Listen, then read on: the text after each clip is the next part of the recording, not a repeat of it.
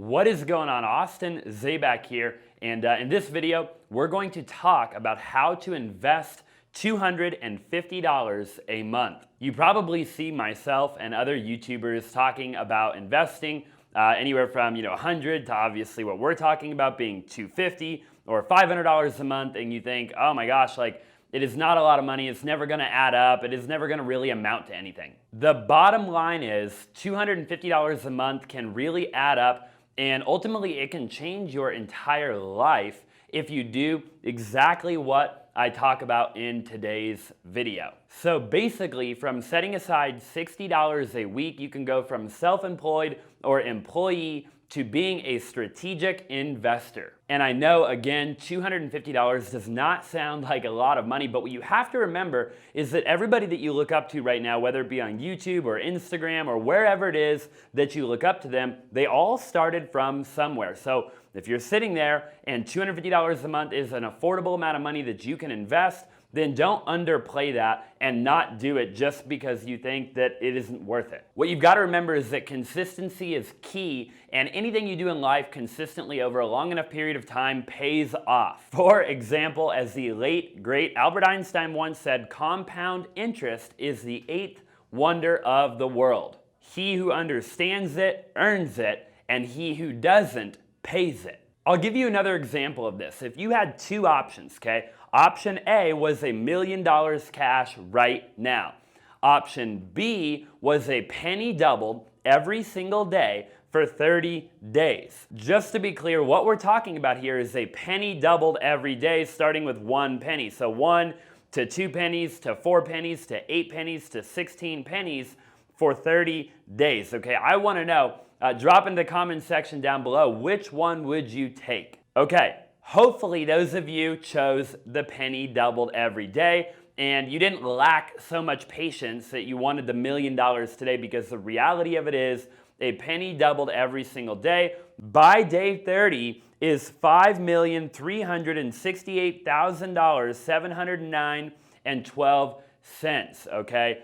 That is literally insanity. So just remember, that is compound interest. Thing number 2 that you need to be doing is to start a savings account. Starting a savings account is basically the first thing that you need to do on your path to financial freedom, right? To financial abundance, okay? Again, this is investing in yourself first and really making sure that you have the foundation laid. That way you can go out and over the course of the next, few months or few years, you can start to dabble in other things, which we're about to talk about in this video.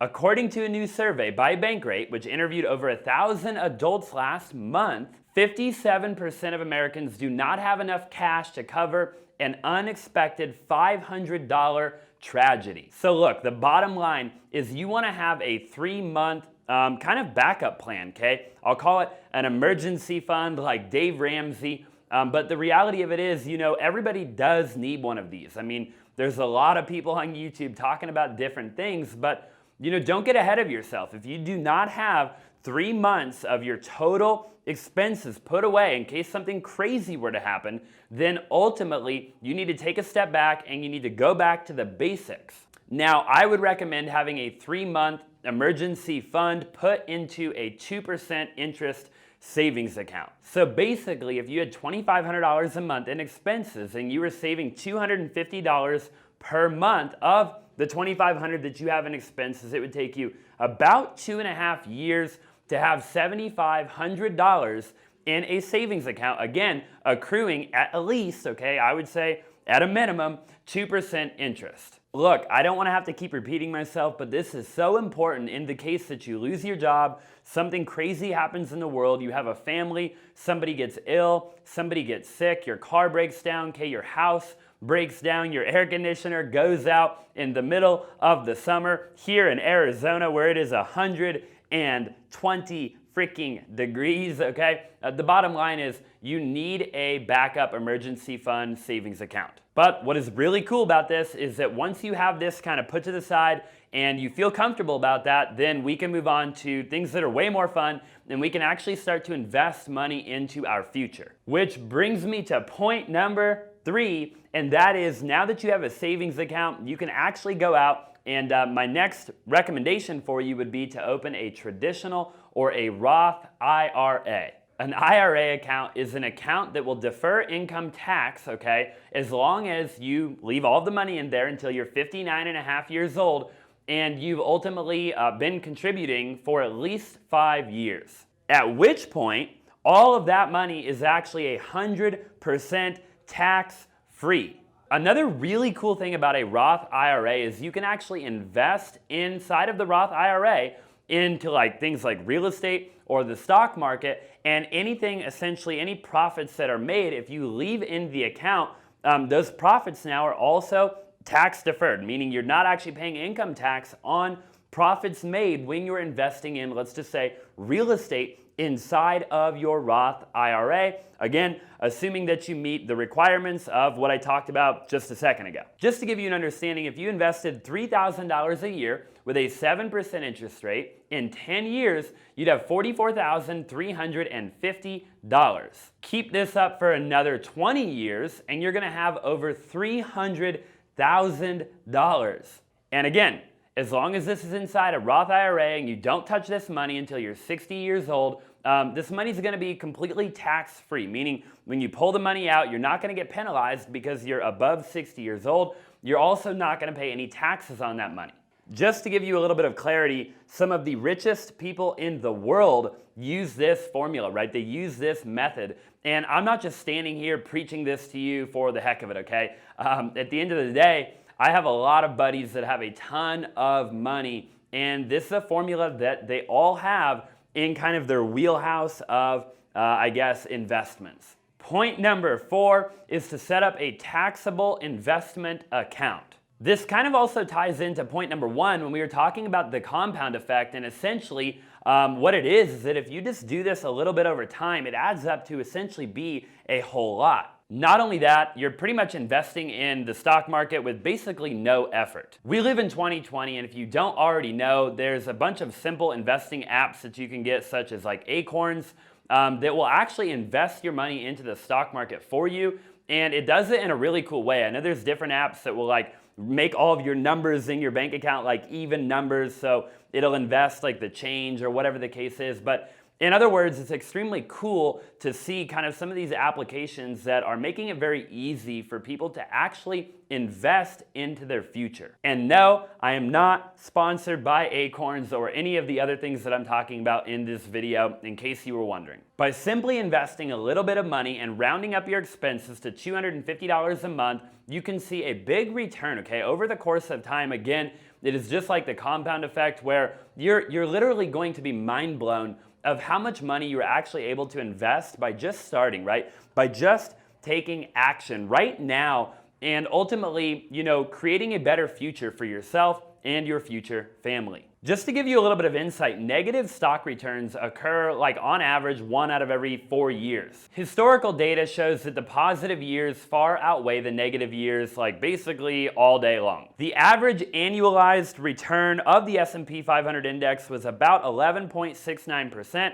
from 1973 to 2016. And pretty much the only difference is, unlike a Roth IRA, you are going to be taxed on this income, but again, you're diversifying yourself and you're having multiple buckets that you're actually kind of investing into your future. The last thing you want to do is put everything all in one place. So it is not bad or it is not going to kill you to pay taxes on some of this money. But I will say the pros are that you have access to this money at any given time. So, unlike your Roth IRA where you're going to get penalized by taking your money out before the age of 59 and a half, this is an investment where you're not going to get penalized. So for whatever crazy reason, your emergency fund didn't cover whatever event was going on in your life, you would actually be able to pull money out of the stock market at any given time. You're not going to pay any penalties and you have nothing to worry about. Okay, point number 5 is to get a secured credit card. Take $250 and take it to the bank and get a secured credit card. You can spend up to about 40% on your secured credit card and you can actually start to build your credit, okay? And you can start to build